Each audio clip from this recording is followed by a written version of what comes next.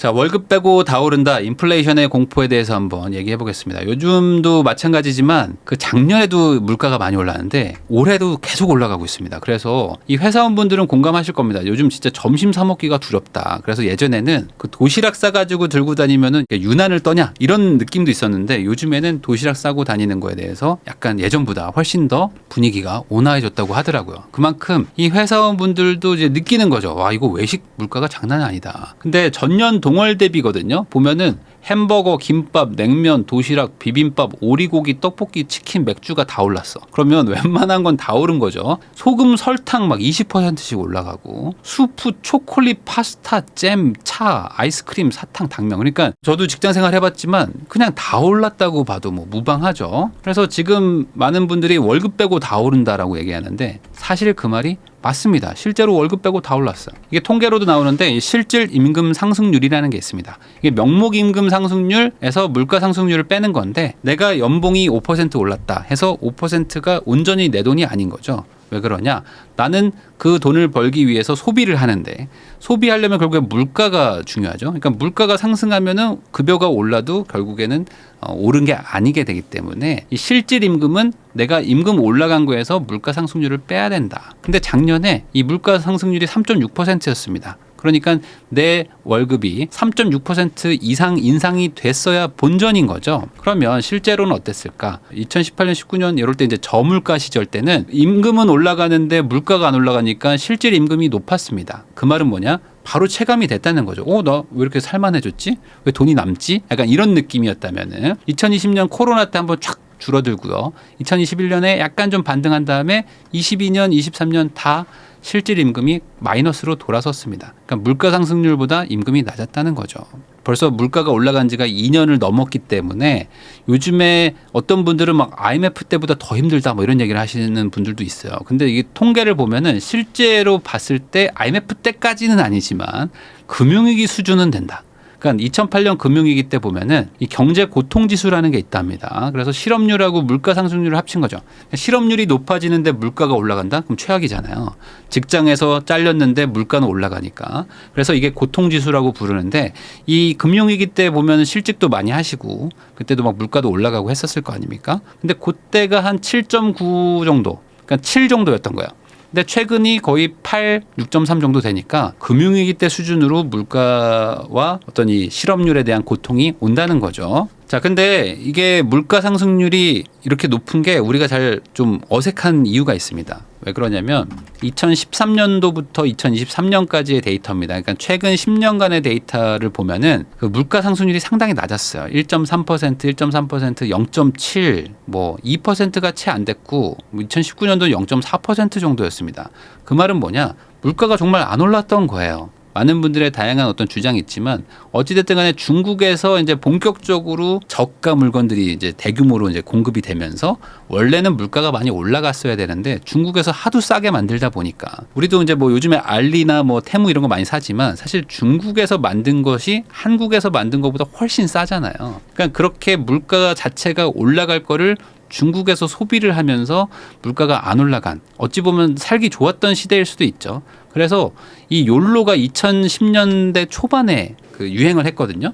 그때 이 욜로가 유행했던 것도 어찌 보면 이 저물가 시대였기 때문이지 않았을까라는 생각도 좀 듭니다. 그러니까 물가는 안 올라가는데 급여는 올라가니까 여유가 생기잖아요. 그러니까 이걸로 취미도 하고 뭐 좀 돈도 쓰고 여행도 다니다 보면서 인생을 좀 즐기자 했던 게 시기가 좀 맞지 않았을까. 2014년도쯤에 집 사기 되게 좋았다라고 말하는 분들이 많아요. 그래서 그때 살 걸 이렇게 생각하시는 분들이 많은데 실제로 그때는 물가도 잘 안 올랐는데 급여는 좀 올라가면서 실제로 경제적으로 좀 여유가 있을 때였습니다. 그러니까 집값도 안 올라갔겠죠. 근데 급여는 막 올라가니까 돈도 좀 모았고 이 정도면 살만한데 라고 했었을 때가 있었는데 어찌 보면 그때가 좀 특이했던 때다라고 보시면 될 것 같아요. 그 시절 아닌 때에는 다 집 사기 힘들었어요.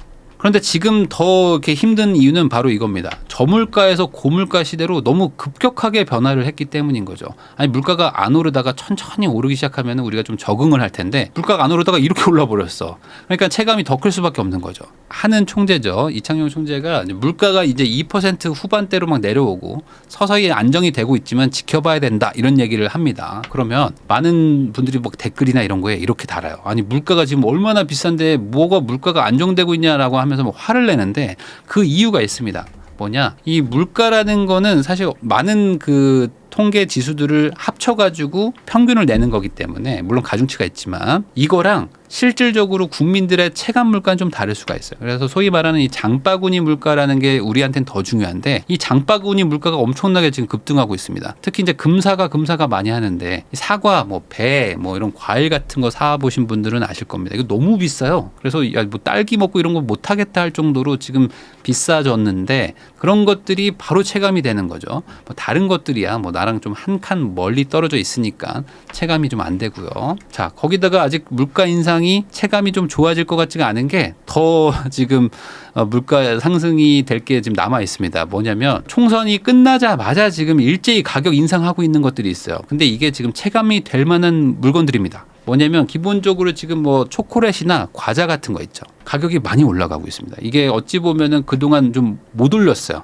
약간 대기업들이기도 하다 보니까 물가가 너무 급등하고 있으니까 조금 조심 좀 하자라고 했었는데 이제 총선 끝나면서 이제 막 갑자기 올라갑니다. 그래서 지금 17%, 뭐 14%막 이렇게 올라가고 있고요. 거기다가 이제 우리나라 사람들이 절대 못 참는 것 중에 하나가 이상하게 다른 건 다 참는데 치킨값만 올라가면 그걸 못 참어. 그래서 막 언론에서 막 난리가 나는데 이 가장 예민하다고 할 수 있는 치킨값도 이제 막 인상이 되고 있습니다. 그리고 이제 피자, 뭐 버거 이런 것들도 막 줄줄이 인상이 지금 예고가 되고 있고 막 올라가고 있는 상황입니다. 그래서 지금은 이제 어느 정도 많이들 익숙해지셨는데 이 인플레이션이라는 개념이라는 게 있잖아요. 그러니까 물가는 상승을 하고 그러면서 이제 경제도 같이 규모가 커지는 건데 이 인플레이션 개념이라는 거를 한번 잘 생각을 해보시면은 20년 평균으로 한 2.38% 정도가 올랐습니다. 저물가 시절이 있었지만 20년 정도를 장기 시계열로 보면은 평균 한 2.38% 그리고 좀 많이 오를 때는 뭐 한 3, 4%, 5%도 올랐던 적이 있어요.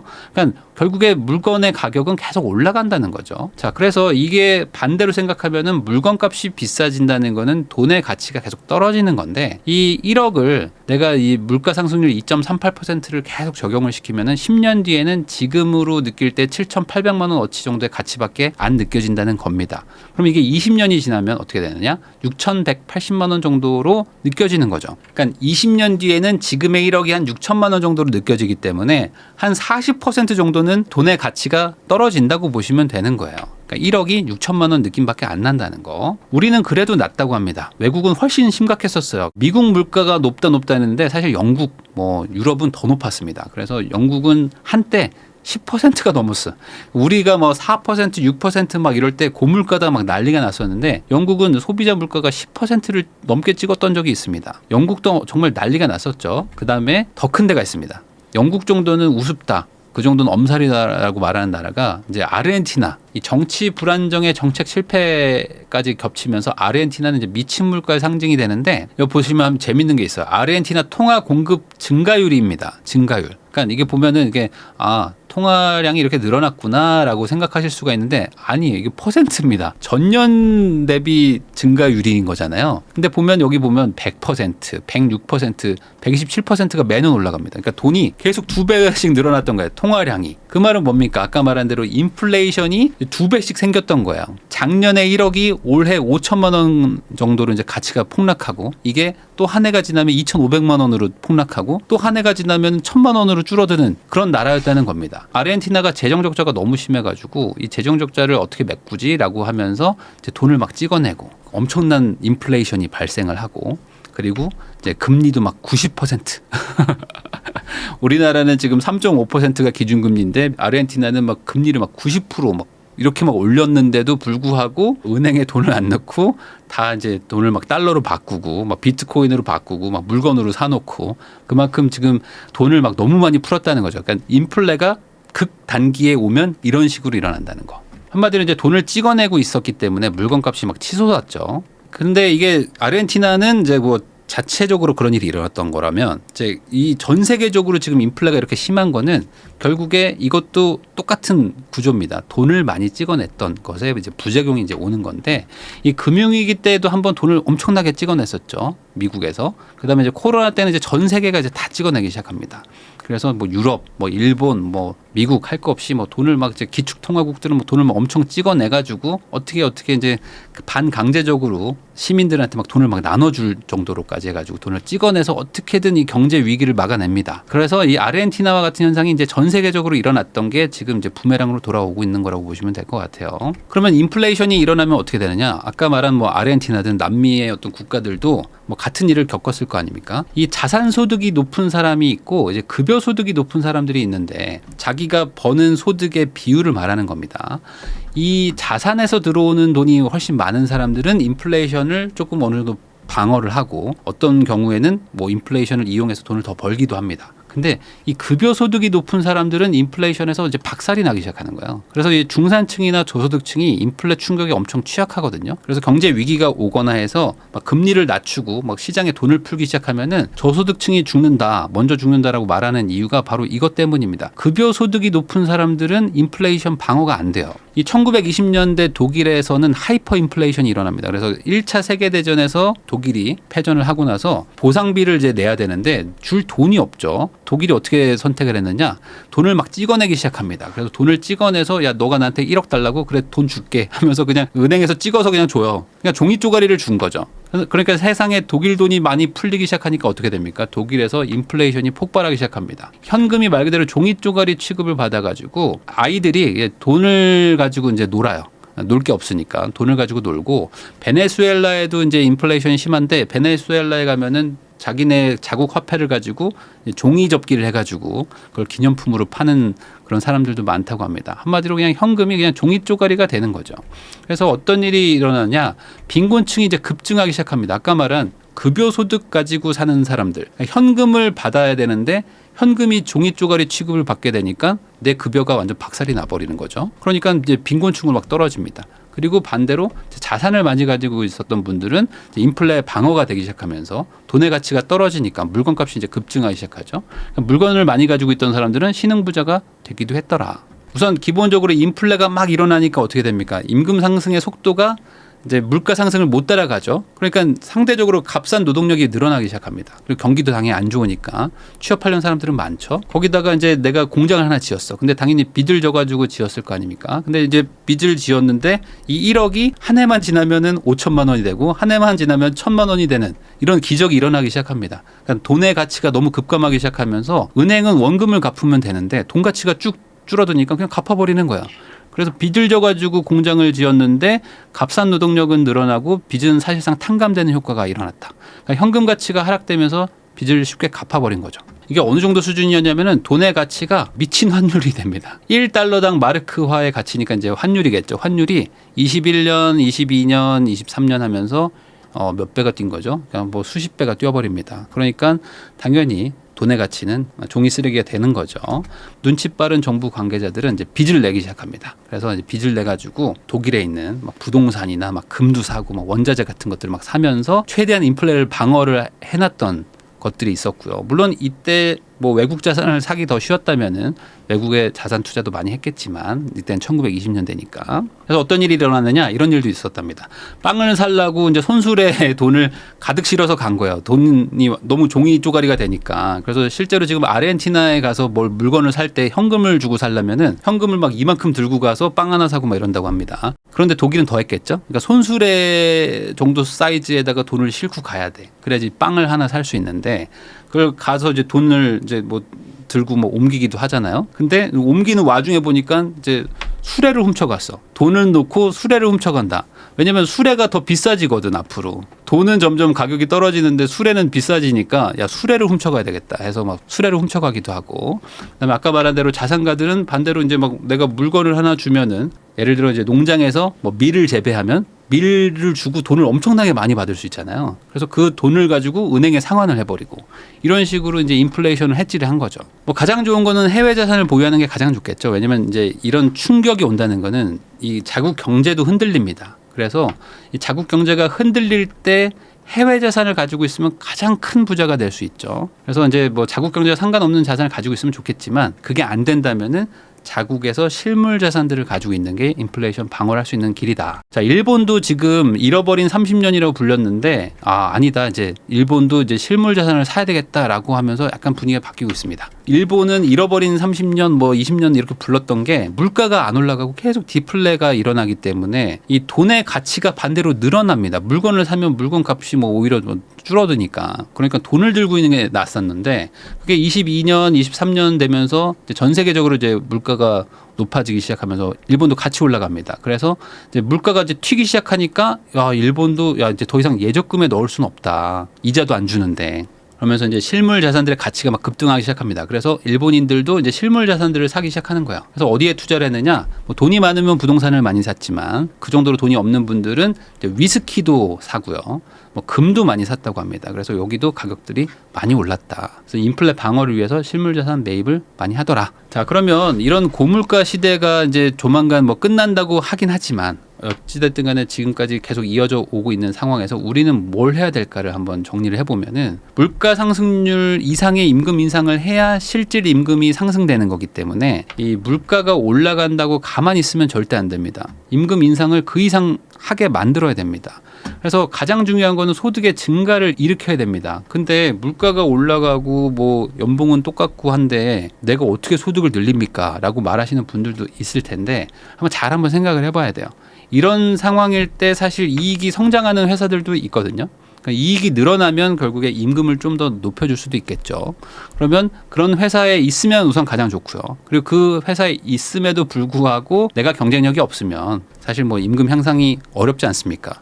김 대리는 동결이야. 그러면 뭐 내가 열받으면 회사 나가면 되지만 내가 나갈 능력이 없으면은 뭐 알겠습니다 하고 수긍할 수밖에 없으니까. 그래서 이익이 성장하는 뭐 회사에 있다거나 뭐 어떤 사업체를 가지고 있으면서 본인의 경쟁력도 계속 늘려가면은 이게 가장 좋긴 하죠.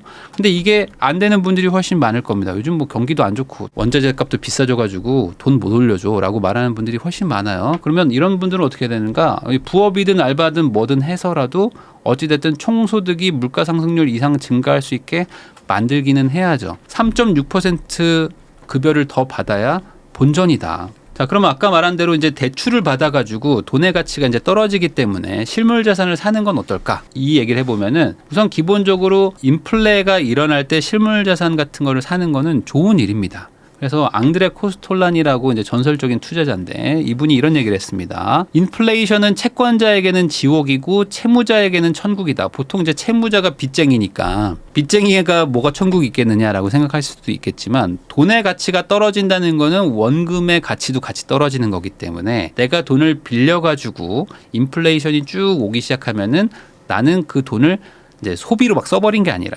잘 투자만 해놓는다면은 좋은 구조가 될 수 있다는 의미로 말하는 거예요. 그래서 인플레이션 때 실물자산 투자는 맞죠. 이건 맞습니다. 근데 지금 금, 원자재, 뭐 현물 자산 같은 거, 뭐 주식, 부동산 이런 거가 이제 실물자산으로 이제 떠오르실 것 같은데 뭐 주식은 뭐 실물자산이라고 하기는 뭐 약간 애매하지만 어쨌든 이런 것들의 문제가 뭡니까? 이미 인플레가 시작된 지가 2년이 넘었어요. 그래가지고 이미 많이 올랐습니다. 그래서 이미 많이 올랐기 때문에 여기를 지금 산다? 이거 쉽지 않을 수 있다는 거죠. 지금도 사실 갈 곳 잃은 돈들이 많이 있어요. 그래서 지금 가게가 보유한 현금이 2,400조 정도 되거든요. 그러니까 그만큼 지금 어디 갈 데가 없는데 뭔가 좀 자산들도 많이 비싸졌고 그러니까 우선은 그냥 예금에 들어가 있자라고 하는 돈이 많다고 합니다.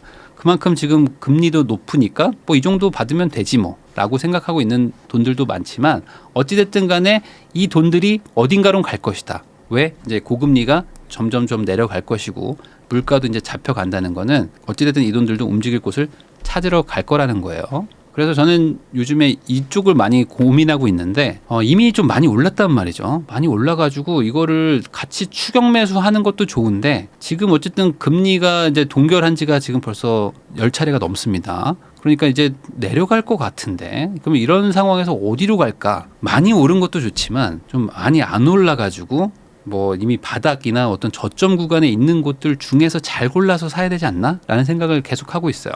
그래서 사람들이 이 시장은 끝났다고 말을 하는 곳 있잖아요. 그런 곳들 중에서 잘 골라봐야 되지 않을까. 그래서 많은 참여자들이 대부분 부정적으로 말하고 있는 곳이라면은 거기는 저점 구간 통과를 하고 있는 건데 이 저점이 예를 들어 뭐 100m 지나고 끝날지 아니면 이게 막 10km, 20km까지 계속 이어질지를 모르겠어서 이제 문제인 거죠. 그러니까 끝났다는 곳을 무조건 투자하라는 게 아니라 이런 곳들에서 한번 답을 찾아봐야 될 것 같다. 자, 그러면은 뭐 부동산도 마찬가지고 다 마찬가지지만 결국에 전고점 대비 폭락을 해가지고 많이 안 오른 것들이 있을 거 아닙니까? 뭐 예를 들어 지금 뭐 채권 시장도 막 지금 박살나고 있습니다. 금리가 막 다시 올라가니까. 부동산도 박살나고 아직 안 올라간 것들도 많습니다. 물론 바로 회복한 것들도 있지만. 그래서 이런 것들이 결국에 어떤 시기의 차이는 있을 수 있습니다. 뭐 모두가 동시에 움직이는 건 아니니까. 그렇지만 아까 말한 대로 인플레 영향권에 들어가긴 합니다.